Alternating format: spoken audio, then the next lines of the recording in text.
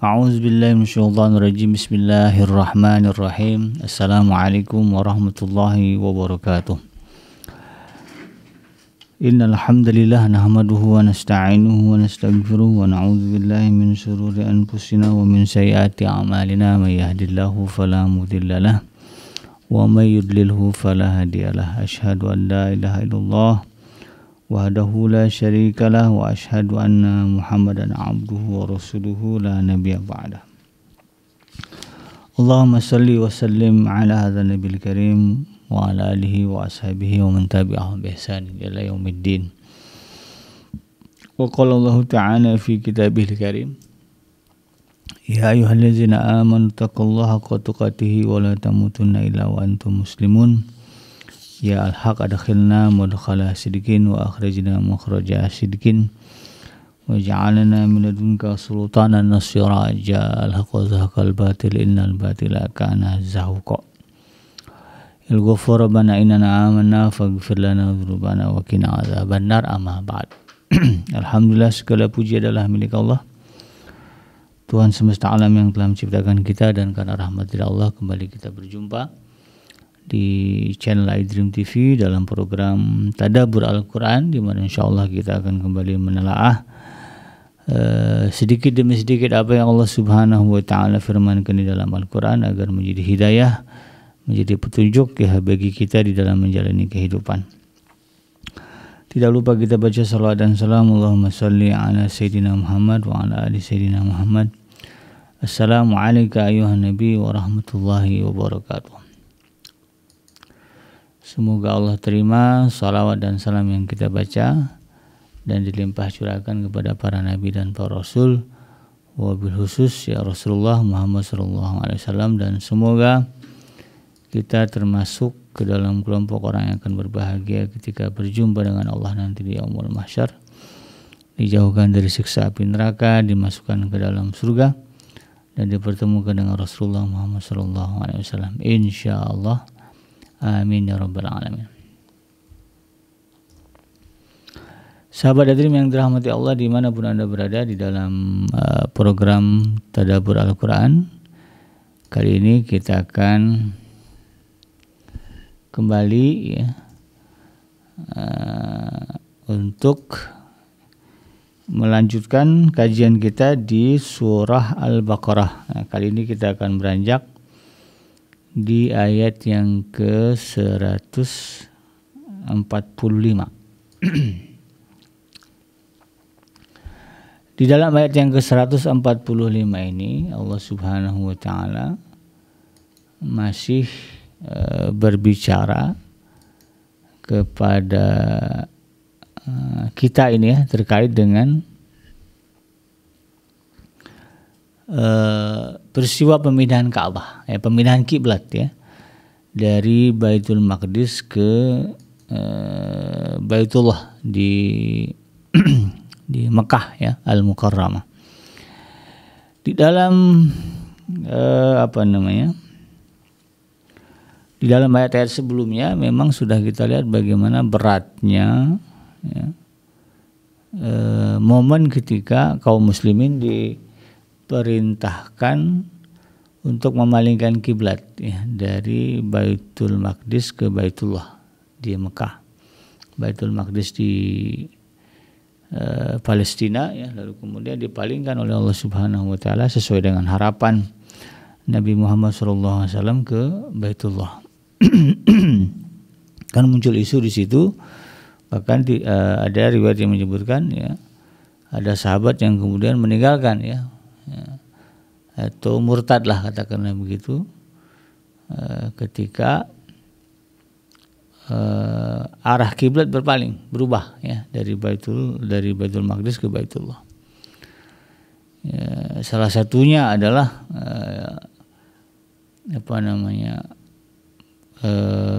pengaruh ya dari ucapan-ucapan serangan-serangan ya, pemikiran dari orang-orang Yahudi.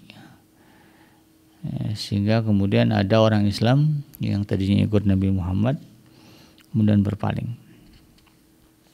Ya, hal itu karena ya salah satu isunya itu ya, bahwa dengan dipalingkannya kiblat dari Baitul Maqdis ke Baitullah. Nah, seolah itu menggambarkan bahwa Islam itu bukan ajaran Tuhan tapi ajaran Muhammad. Ya, orang Muhammad menginginkan manusia semuanya berkiblat ke tanah kelahirannya. Nah, isunya gitu ya. Disebut sebagai tanah kelahirannya. Padahal tidak seperti itu ya. Dan itu dibantah oleh Allah Subhanahu wa taala bahwa memang Allah yang pengen kiblat kaum muslimin ini dialihkan atau dipalingkan. Bukan karena Nabi Muhammad pengen memalingkan kiblat, tidak. Nah, dalam hal ini sahabat Adrim yang dirahmati Allah, disebutkan di dalam surah Al-Baqarah ayat yang ke-145.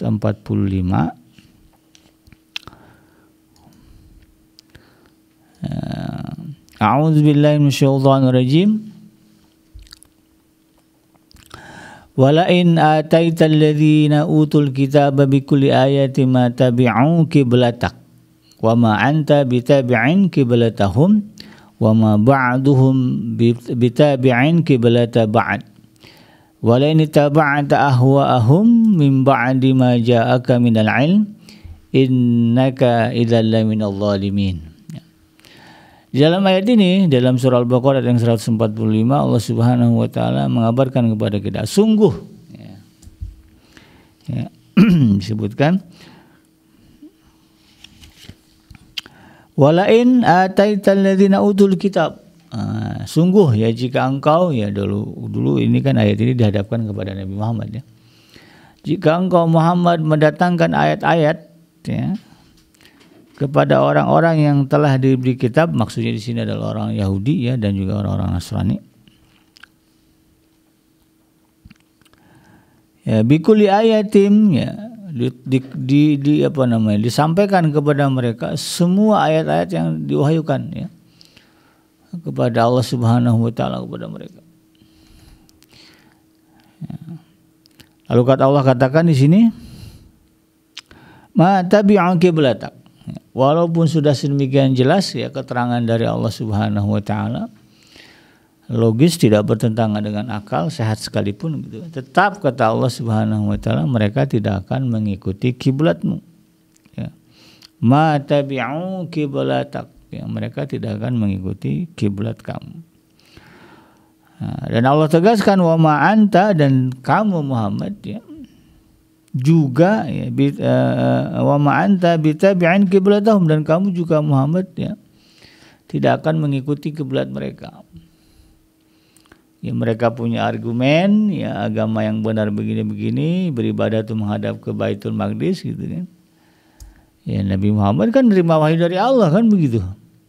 Bahwa kiblat harus dipalingkan dari Baitul Maqdis ke Baitullah. Maka otomatis ya Nabi Muhammad tidak akan mengikuti kiblat mereka juga. Nah, Allah kan sudah menegaskan itu. Ya, beda ceritanya kalau memang itu ya bukan dasarnya adalah perintah Allah itu kan. Ya, nanti ada debat misalnya kan orang Yahudi dengan segala dalil mereka.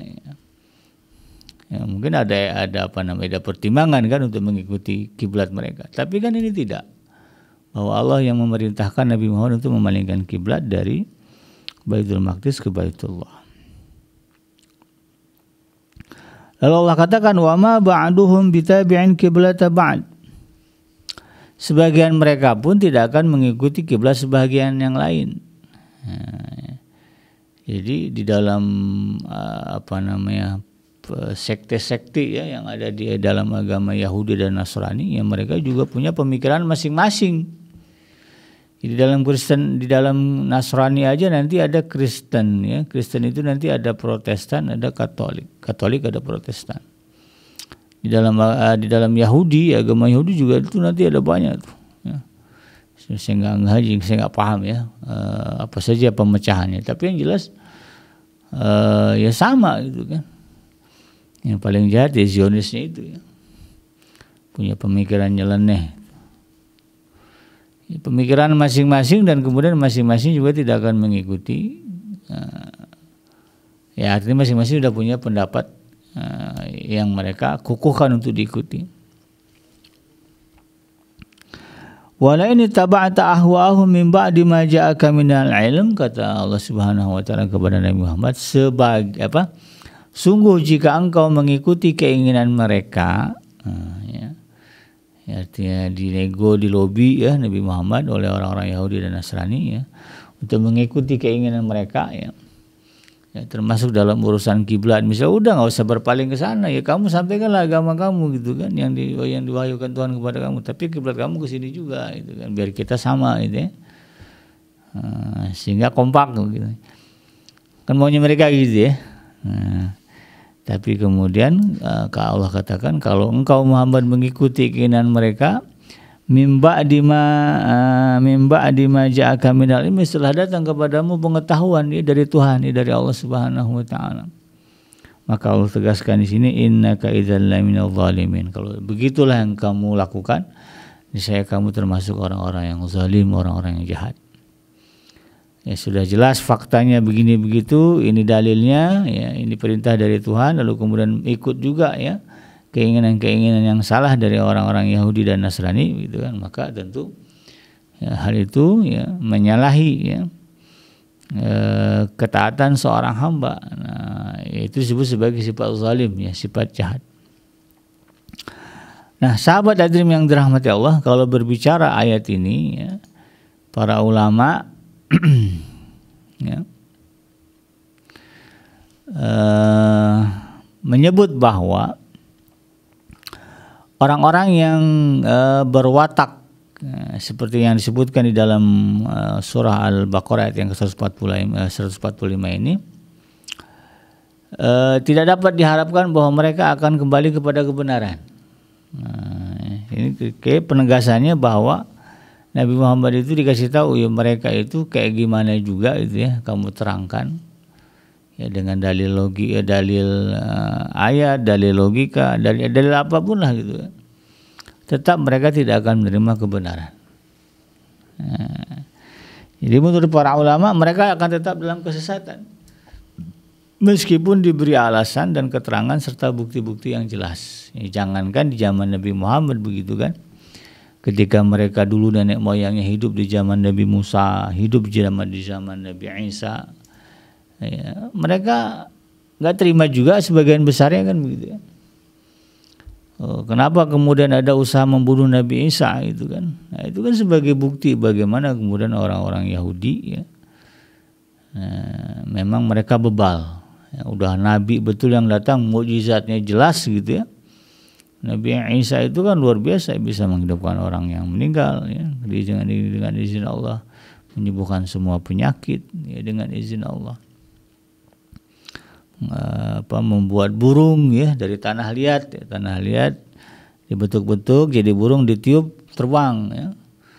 Kan ya, itu luar biasa gitu kan. Tapi ya,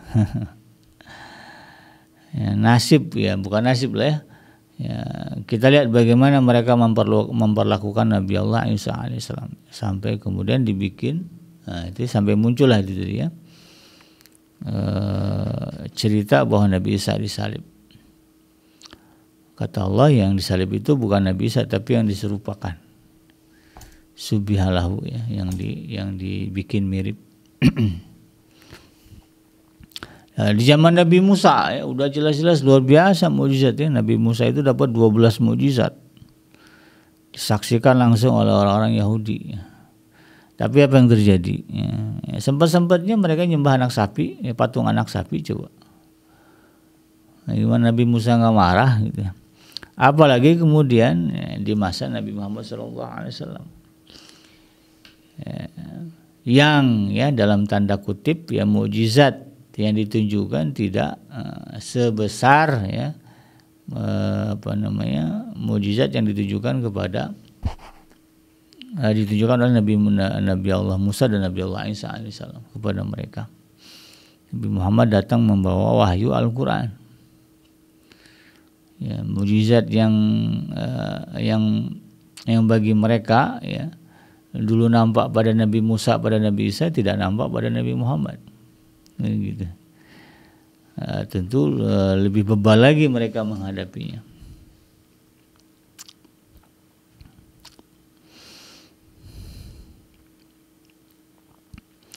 Maka di dalam ayat ini ya kata para ulama mereka oleh karena itu mereka orang-orang Yahudi dan orang-orang Nasrani ini tidak akan mau mengikuti kiblat umat Islam. Bahkan terhadap sesama mereka pun ya orang-orang Yahudi dan Nasrani ini tetap mempertahankan kiblatnya masing-masing. Ya, di dalam Nasrani itu ada yang menyembah Nabi Isa gitu kan. Ada yang menyembah Bunda Maria gitu ya. Ada yang menyembah semuanya gitu. Macam-macam lah ya. Kiblatnya juga masing-masing.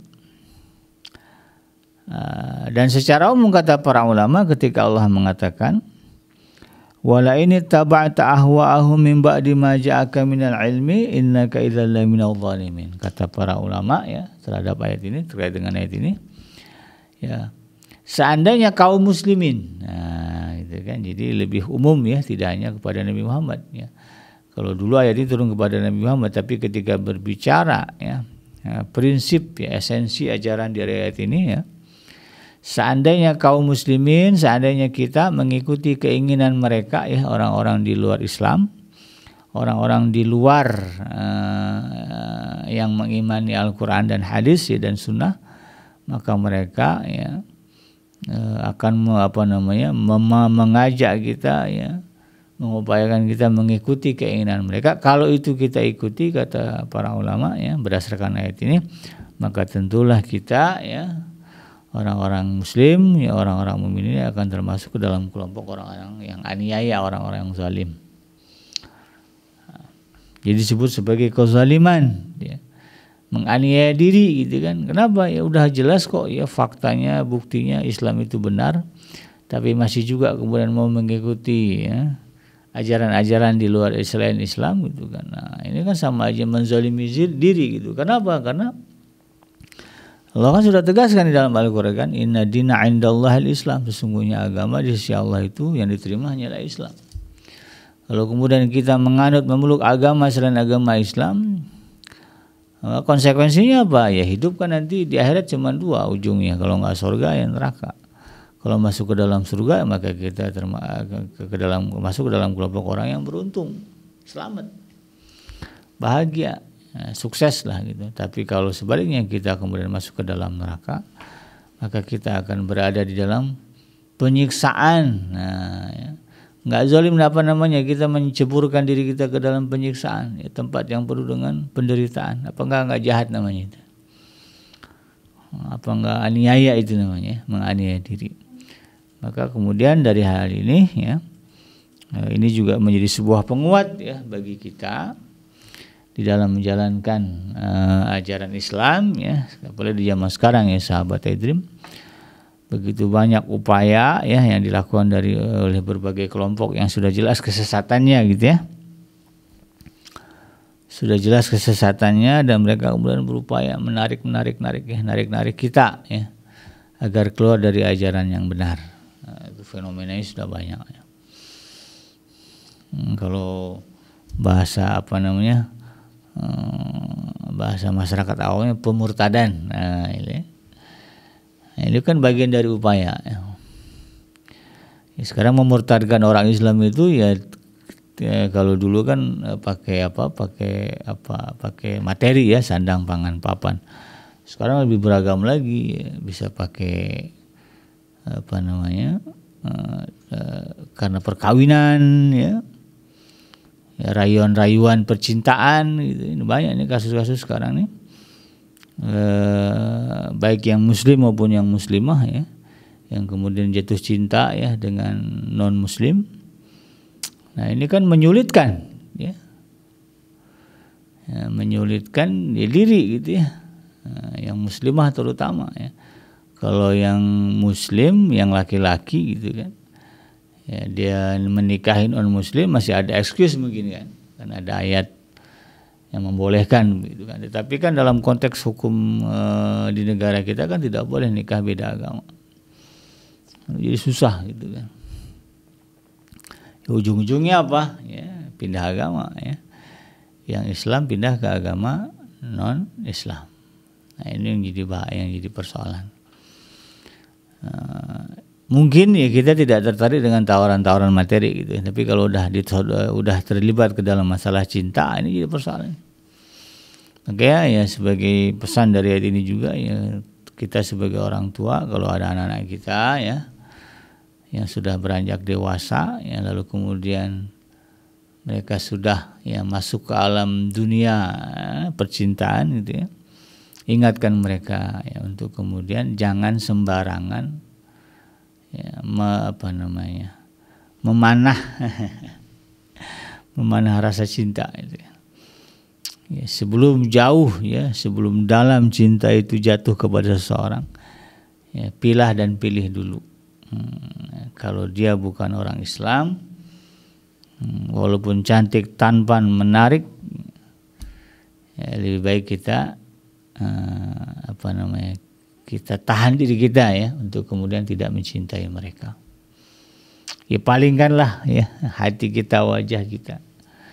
Walaupun tiap hari ketemu dia bikin jadi teman kuliah, jangan ikut arus lah ya, jangan ikut pusaran. Kalau udah tahu itu bakalan repot, kalau nanti ujung-ujung jatuh cinta, itu jangan membiarkan diri kita terjerumus itu, jauh-jauh ya. Cari aja yang lain. Ya kan kumbang bukan seekor, ya bunga bukan sekuntum, ya banyak. Nah, ini yang kemudian kita harus pahami dan kita ajarkan kepada anak kita. Nah, di satu sisi sahabat Adrim yang dirahmati Allah ya,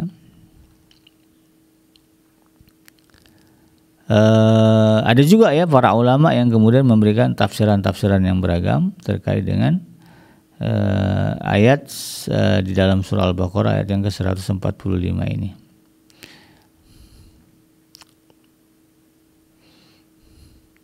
Misalnya ini ya tafsir dari Al-Imam Ibnu Katsir ya. Disebutkan ya di dalam kitab tafsir beliau ya. Allah Subhanahu wa taala memberitahukan tentang kekafiran ya, perlawanan dan ketidakpatuhan orang-orang Yahudi terhadap apa yang mereka ketahui mengenai kedudukan Rasulullah SAW. Dan seandainya Allah menunjukkan kepada mereka setiap bukti kebenaran yang datang dari Allah terkait dengan ajaran Nabi Muhammad, ya mereka tetap ya tidak akan mengikutinya dan tetap akan berpegang teguh kepada hawa nafsu mereka ya, sebagaimana yang ya Allah sebutkan misalnya di dalam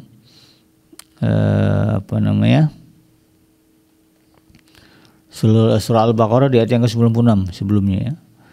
Ya bahwa mereka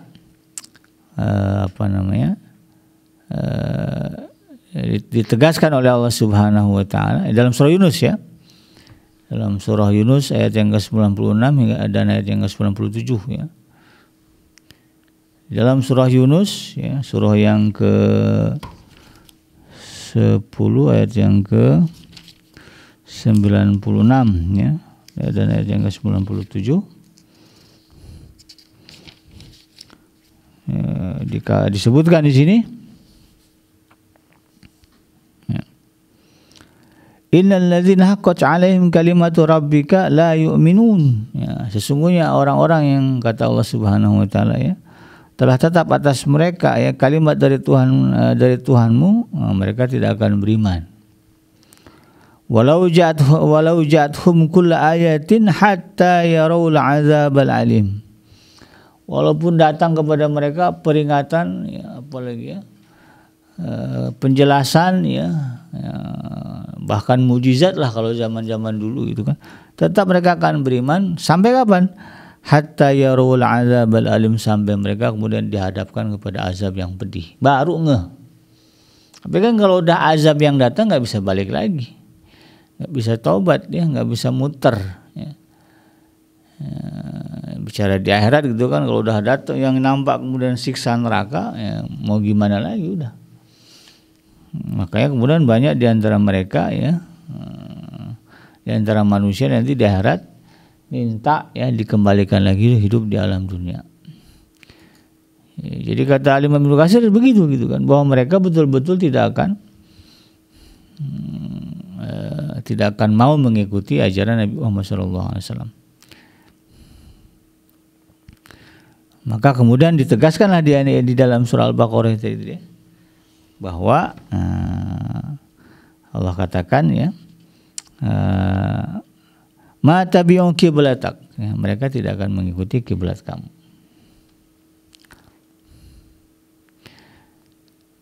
Jadi kata Imam Ibnu Katsir ya,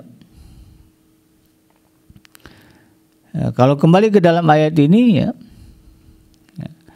jadi disebutkan walaupun engkau Muhammad memberikan semua ayat ya kepada orang-orang yang diberi kitab itu, mereka tidak akan mengikuti kiblatmu dan engkau tidak akan pula mengikuti kiblat mereka, untuk menunjukkan betapa teguhnya ya Rasulullah SAW. Jadi kalimat wa ma anta bitabi'in qiblatahum itu menunjukkan bagaimana kokohnya ya iman Rasulullah Muhammad SAW. Ya. Jadi Rasulullah itu ya ditegaskan di dalam ayat ini betul-betul pribadi ya, yang berpegang teguh kepada perintah Allah, ya, taat kepada Allah dan mengikuti keridhaan Allah Subhanahu wa taala. Beliau tidak mengikuti hawa nafsu dalam segala keadaan. Tidaklah beliau menghadap ke arah Baitul Maqdis karena beliau orang Yahudi, tapi karena memang itu perintah Allah. Dulunya gitu kan. Jadi Rasulullah itu dulu berkiblat ke Baitul Maqdis bukan karena beliau orang Yahudi, bukan juga karena memuliakan orang Yahudi ya. Tapi karena memang itu perintah Allah ya. Sampailah kemudian Allah memerintahkan Rasulullah untuk berpindah kiblat ke Baitullah di Mekah ya. Itu menurut Imam Ibnu Katsir. Jadi ayat ini yang menjadi satu pengukuhan ya, peneguhan bagaimana kokohnya iman Rasulullah SAW ya, walaupun kemudian dihadapkan dengan argumen-argumen ya yang memojokkan ya, bahkan mungkin terkesan logis ya dari orang-orang Yahudi dan juga orang-orang Nasrani. Yang jelas ya sebagai ibrah bagi kita ya adalah bahwa ketika kita ya di dalam menjalankan agama kita, nah ini harus kokoh juga ya sebagaimana kokohnya Nabi Muhammad. Karena hari ini banyak orang yang gampang dipalingkan ya dari ajaran yang sudah jelas ya, yang paling mudah lah itu ya, udah jelas riba haram gitu kan. Tapi ada juga orang kemudian ya nggak mau berpaling ke arah itu. Ya Allah sudah tegaskan ya, wa halallahu al-bai'a wa harrama riba. Allah telah menghalalkan praktek jual beli dan mengharamkan riba. Ya, ada aja orang yang kemudian berat menghadap ke situ ya, lalu kemudian berpaling kepada prinsip yang lain ya, yang menghalalkan riba. Padahal ngakunya Islam juga. Ya, heran juga kadang-kadang ya, ada orang Islam gitu kan. Ya, dia tahu riba haram tapi kemudian masih mengikuti praktek riba. Ini sama aja kita nggak mau memalingkan ya hati kita ya, mengkiblatkan ya, mengarahkan hati kita, jiwa kita kepada kiblat yang sudah Allah tetapkan.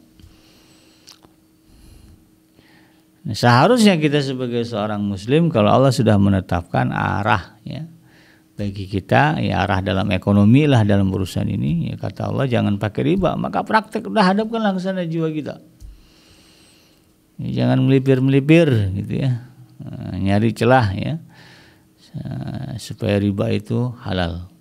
Itu tidak benar. Zina haram ya, sudah tegas ya, Allah sudah sebutkan ya, maka hadapkanlah wajah kita ke sana ya, jiwa kita berkiblat ke sana.